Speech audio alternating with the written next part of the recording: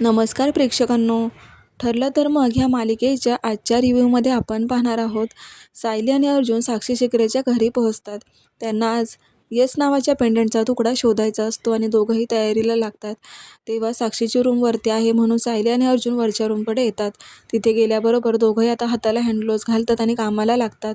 महिपतचं कपाट अर्जुन बघायला लागतो. तर अर्जुनला त्या ड्रॉवरमध्ये एक फाईल दिसते. ती फाईल तो बघू लागतो.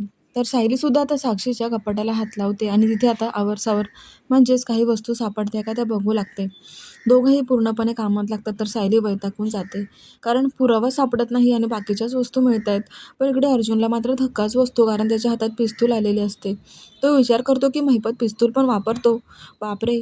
आणि दुसरीकडे आता आपण पाहूयात की ही प्रतिमा आता पूर्णपणे हायपर झालेली आहे कारण नागराजने जो काही डाव मांडलेला आहे तिला वेड्यात काढण्याचा, त्यामध्ये ती पूर्णपणे अडकत चालली आहे. सुमन म्हणते की हे बघ प्रतिमा, अगं जास्त काळजी करू नकोस. श्रद्धा डॉक्टरने ज्या गोळ्या दिल्या ना त्या रेग्युलर घेतल्या ना की तुझं जसं स्किनवर इफेक्ट झाला ना तसंच तुझ्या डोक्यावर सुद्धा काहीतरी इफेक्ट नक्कीच होईल. त्या गोळ्यांनी तू रिकवर होशील. तेव्हा रविराज म्हणतात की अगं त्यात इतकं खचून जाण्यासारखं काय आहे. हे बघ, जेव्हा माणूस चार चार पावलं पुढे जातो तेव्हा कधीतरी तो 2 पावलं मागे तर येतोच ना. मग त्याचा अर्थ असा नाही होत की तो मागे चाललाय. 2 पावलं अगोदर तो पुढे गेला होता ना. हे बघ प्रतिमा, हेच तू लक्षात ठेव की तुझ्या तब्येतीमध्ये सुधारणा होती पण हळूहळू होती, म्हणून तुला घाबरायचं काहीच कारण नाही आहे. त्यावर नागराज म्हणतो की हो वहिनी, तुम्ही काळजी करू नका. याच्यापुढे तुम्ही जेव्हा इथे असाल ना तुमच्या आसपास एक एक व्यक्ती तुमच्यावर लक्ष ठेवण्यासाठी असेल. तेव्हा प्रतिमा म्हणतात की म्हणजे माझी तब्येत बरी नाही आहे म्हणून तुम्ही तुमच्या हातातली कामं सोडून माझी काळजी घेणार, माझ्यावर लक्ष ठेवणार का. त्यावर आता प्रतिमा आणि म्हणत असते रविराजला की मला तर हे पटतच नाही आहे. दुसरीकडे अर्जुन आता एका लाल कपड्यामध्ये त्याला काहीतरी वस्तू सापडतात. चाकू त्याने पाहिल्यावर त्याला धक्काच बसतो आणि मग आता सायली तितक्यात अर्जुनला आवाज देते आणि बघायला लावते की इकडे बघा. आता अर्जुन तो लाल कपड्याचा जो काही गुंडाळलेला भाग आहे तो उघडून बघण्याचा प्रयत्न करणार असतो कारण त्याच्यामध्ये त्याला काहीतरी संशयास्पद वाटलेलं असतं. त्याच वेळेला सायली आवाज देते. तेव्हा आता सायलीला एक दागिन्यांचं बॉक्स सापडलेलं असतं आणि त्याच्यामध्ये चैन आणि पेंडंट असतं. सायली अर्जुनला म्हणते की हे पेंडंट बघा. तेव्हा अर्जुन म्हणतो हे पेंडंटच आहे पण हे वेगळं आहे सायली, जे आपल्याला हवंय ते नाही आहे.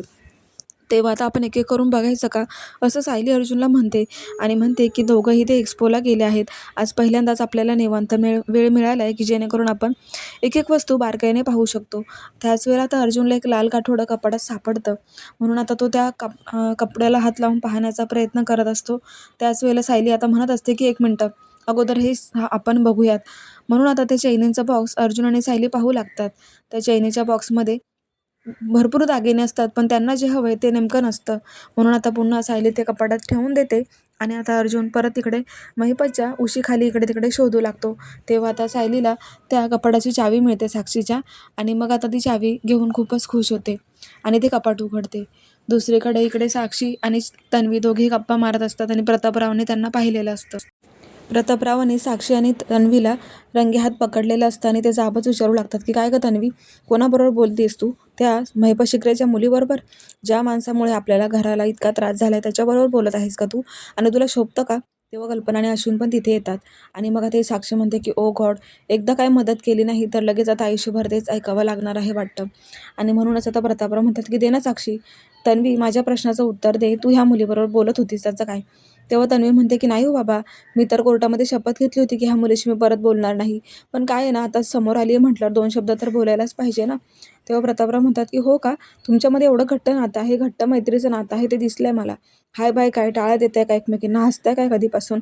आणि म्हणते की 2 मिनिटं समोर आली म्हणून बोलायचं, खोटं बोलू नकोस. तेव्हा कल्पनाला पण राग आलेला असतो तन्वीचा. ते म्हणतात की तन्वी, आता तू सुभेदारांची सून आहे त्यामुळे तुला हे शोभत नाही. ज्या माणसामुळे आपल्या घराला त्रास होतोय त्याच्याशी आपण कितपत बोलणं योग्य आहे हे तुला कळायला पाहिजे. अश्विन पण खूपच चिडलेला असतो. तो पण आता तन्वीला म्हणत असतो की तुला काय गरज होती साक्षी बरोबर बोलायची. तर आता ती गप्पच बसते. पुढे आता सायली आणि अर्जुन साक्षीचं कपाट उघडतात. साक्षीच्या कपाटाची झडती घेतल्यावर त्यांच्या हाती मोठ्या सोन्याच्या वस्तू सापडायला लागतात. तेव्हा अर्जुनला खूप अशा साक्षीचे दागिने सापडतात आणि ते आता ते पाहत असतात. पुढे आता प्रतापराव हे पुन्हा तन्वीला म्हणतात की दे ना माझ्या प्रश्नाचं उत्तर, सांग ना तुझ्यामध्ये इतकी घट्ट मैत्री अजूनही आहे का, कोर्टामध्ये शपथ घेतली होतीस ना तू. त्यावर तन्वीकडे उत्तर नसतं. मग अश्विन पण चिडतो आणि म्हणतो की काय गं, का बोलत होतीस त्या महिपत शिकरेच्या मुलीबरोबर? तुला मी सांगितलंय ना ह्या अगोदरच, तुला समजत नाही का? प्रतापराव म्हणतात की अगं, तुझ्या नवऱ्याच्या जीवावर उठणाऱ्या लोकांबरोबर तुला बोलण्यामध्ये इतका कसला इंटरेस्ट आहे का? तुला बोलायचंच आहे तर आमच्याशी बोल, आमच्याशी गप्पा मार. तेव्हा चैतन्य पण मध्ये पडतो आणि म्हणतो की का तेव्हासारखं तुला आता पण पैसे दिले आहेत आणि बोलायला लावले का? तुझ्यावर काही दबाव टाकला गेलाय का? मग प्रतापराव पण म्हणतात की बोल ना, त्या साक्षी शिकरेने तुझ्यावर काही दबाव टाकलाय का? तरीसुद्धा तन्वी काही म्हणतच नसते, कारण आज तिची चुकी असते आणि सगळ्यांनी तिची चुकी मान्य करण्यासाठी तिला भाग पाडलेलं असतं. पण त्यामुळेच ती आता गप्पच बसते. खाली मान घालून गप्प असते. तेव्हा आता ते ऑर्गनायझर अनाऊन्स करतात की आता सगळ्यांनी लेडीज अँड जेंटलमॅन इकडे लक्ष द्या आणि म्हणूनच पुढे यायला सांगतात. म्हणून आता साक्षीचा विषय तन्वीचा राहून जातो आणि सगळेजण आता त्या ऑर्गनायझरच्या जे काही पुढे प्रोग्राम असतो तिकडे कंटिन्यू करतात. तर इकडे आता सायली आणि अर्जुन यांना साक्षीचे दागिने सापडल्यावर खूपच कन्फ्युजन वाटतं, कारण इतक्या सगळ्या चैनी आणि पेंडंट पाहून त्यांना आता चावी हवी असते की ज्याच्यामध्ये लॉक आहे आणि ते लॉक उघडल्यावर आपल्याला काहीतरी मिळेल. तर इकडे आता अश्विन हा तन्वीला कन्फर्म करत असतो की तू खरोखर साक्षीला आजच बोललीस ना? नाही म्हणजे तुम्ही दोघी अजूनही मैत्रिणी आहात का? त्यावर तन्वी नकार देत म्हणते की नाही रे अश्विन, माझ्यावर विश्वास ठेव. मी नाही बोलत आता तन्वीशी, ह्या साक्षीशी आधीसारखं. आता जस्ट ती माझ्या समोर आली म्हणून मी तिच्याशी बोललं 2 शब्द. अश्विन म्हणतो की यापुढे मला असं झालेलं बिलकुल चालणार नाही. ठीक आहे, मी बाबांना समजावतो, असं आता अश्विन तन्वीला म्हणतो. मग आता ही तन्वी अश्विनला म्हणते की मला सायली आणि अर्जुन इथे दिसत नाहीये. मग अश्विन सांगतो की सायलीचं डोकं दुखत होतं, त्या घरी गेलेल्या आहेत. तेव्हा तन्वी म्हणते की ओ, नक्की घरीच गेल्या आहेत ना? त्यावर आता अश्विन काहीच रिस्पॉन्स देत नसतो आणि मग आता ती गप्पच बसते. तर पुढे आता सायली आणि अर्जुन त्यांना आता चावी सापडलेली असते. दोघंही खूपच खुश होतात. तर चैतन्य आता तन्वीचं बोलणं ऐकून लगेच आता अर्जुनला सारखाच कॉल करत असतो, पण तो एकही फोन उचलत नाही. घरी गेली आराम करायला.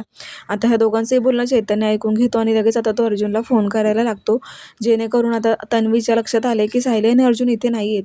म्हणून आता तो सारखंच अर्जुन आणि सायलीला फोन लावू लागतो. पण आता अर्जुन काही फोनच उचलत नसतो, कारण फोन सायलेंटवर असतो आणि त्याने जरा बाजूला ठेवल्यामुळे आता चैतन्याचा अर्जुनबरोबर कॉन्टॅक्टच झालेला नसतो. त्यामुळे चैतन्य म्हणतो की अरे अर्जुन, फोन उचल. मग आता तो टेक्स्ट मेसेजमध्ये लिहितो की इकडे तन्वीला संशय आला की तुम्ही इथे ह्या एक्स्पोला नाही आहात, म्हणूनच आता लवकर महिपतच्या घरातून बाहेर पडा. आणि असा मेसेज करून आता तो बाहेर येत असतो. त्याच वेळेला आता प्रतापराव त्याला म्हणतात की काय रे चैतन्य, तू इथे एकटा काय करतोयस? तेव्हा तो सांगतो की अर्जुन गेला ना घरी, म्हणून मी एकटाच आहे. तेव्हा प्रतापराव म्हणतात की मी आहे ना, चल आपण बाहेर जाऊया स्टॉलवरती. पण आता चैतन्य विचार करतो, मी जर काकांबरोबर बाहेर गेलो तर ह्या महिपत आणि साक्षीवर कोण लक्ष ठेवणार आणि अर्जुनला कसं मी इन्फॉर्म करू? त्यामुळे तो नको आणि असं म्हणून प्रतापरावांना टाळत असतो. तरीसुद्धा ते ऐकायलाच तयार नसतात. तर इकडे साक्षी आता महिपतला म्हणत असते की बाबा बघा ना, गर्दी वाढतच चालली आहे. मला ना आता खूपच घुसमटल्यासारखं होतंय. आपण निघायचं का आता? झालं ना असं पण एक्स्पोमधले सगळे स्टॉल पाहून झाले. चला बरं. पण आता महिपत असं म्हणत असतो की थांब गं साक्षी, जाण्याची घाई करू नकोस, कारण इथे एक्स्पोमधून अर्जुन आणि सायली गायब झालेले आहेत.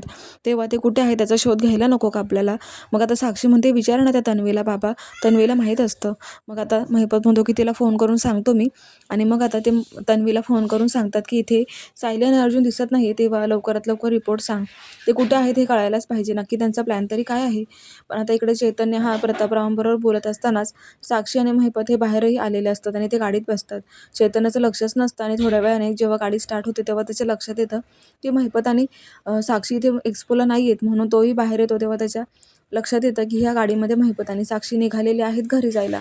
तो खूपच घाबरतो, कारण अर्जुनबरोबर कॉन्टॅक्ट होत नसतो आणि महिपत आणि साक्षी तर निघाले, पण त्यामुळे त्याला धक्काच बसतो.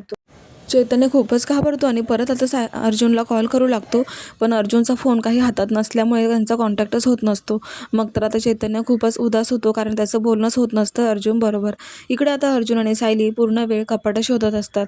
त्यानंतर सायली पूर्ण साक्षीचे कपडे बाहेर काढून सगळं काही असं अस्तव्यस्त करून चावी शोधण्याच्या मागे लागलेले असते, कारण एका लॉकरची चावी अजूनही सापडलेली नसते. जी काही तिजोरी आहे त्याच्या चाव्या सापडत नसतात आणि म्हणूनच दोघेही आता शोधाशोध करतात. तेव्हा आता त्यांना चावी सापडलेली असते. प्रेक्षकांनो, हा भाग इथे संपलाय. पुढील भागामध्ये असं पाहायला मिळणार आहे की सायली आणि अर्जुनला खूप शोधल्यानंतर एक वस्तू सापडली आहे, ती म्हणजे पेंडंटचा अर्धा तुकडा. त्यामुळे दोघेही खूप खुश होतात, कारण पुरावा आपल्या हाती लागलाय. 2 वर्षांनंतरच्या मेहनतीला आपल्याला फळ मिळालेलं आहे आणि आपण लवकरच मधुभाऊंची निर्दोष सुटका करणार आहोत. फायनली केस आपल्या बाजूने लागण्याची शक्यता आहे.